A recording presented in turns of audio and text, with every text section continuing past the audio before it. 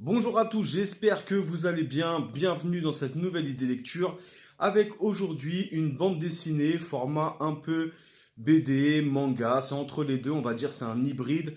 C'est la bande dessinée de Philippe Thiraud et Manuel Garcia qui s'appelle Le Cygne. Vous avez vu, c'est sponsorisé par ce magazine que j'adore particulièrement, Man Movies, et c'est sorti aux éditions Flesh and Bones Collection. Donc, pour vous résumer un petit peu, on est dans une histoire qui est très très sombre. C'est un auteur et tout qui va être pris un peu de folie. Et vous allez voir, déjà vous voyez les dessins, hein. Voilà. En gros, tout va se passer mal pour lui. C'est très très bresson, très très sombre. Et j'aime beaucoup en fait comment c'est écrit. Et j'aime beaucoup cette histoire.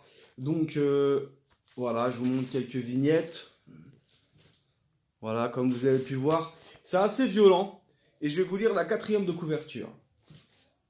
Alex Morsen a failli être un écrivain à succès. Son premier livre, Perte d'auréole, a été un best-seller. Mais aujourd'hui, Alex est un homme aigri et sans inspiration. Sa bonne étoile semble l'avoir quitté. À fleur de peau, il ne supporte plus sa voisine du dessus, qui joue du piano toute la sainte journée. Elle devient l'excuse de son incapacité à se concentrer et à créer. Un jour, excédé, Alex lui jette un sort qu'il a trouvé dans un livre traitant de sciences occultes. Il ne peut se douter des répercussions que ce geste va avoir sur la pianiste et surtout sur lui et sa famille. Voilà, je vous le conseille réellement, franchement c'est super intéressant. Ça s'appelle Le Cygne. Les vignettes sont vraiment toutes... il y en a, elles sont quand même assez effrayantes, hein, vous voyez.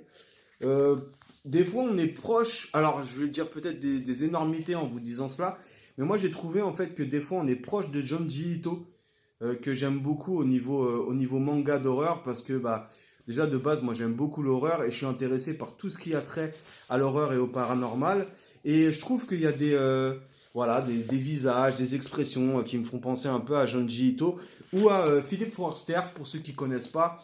D'ailleurs je vous ferai une vidéo idée lecture sur lui parce que c'est vraiment un dessinateur que je surkiffe. J'aime son côté sombre, décalé, des hybrides entre les humains, les animaux, et j'aime surtout voilà, cette noirceur qu'il a dans ses pages. Donc ma prochaine idée lecture, ça sera sur Philippe Forster. Et en attendant, n'hésitez pas à aller découvrir Le Cygne de Philippe Thiraud et Manuel Garcia. Donc voilà, comme je vous ai dit, sponsorisé par Man Movies.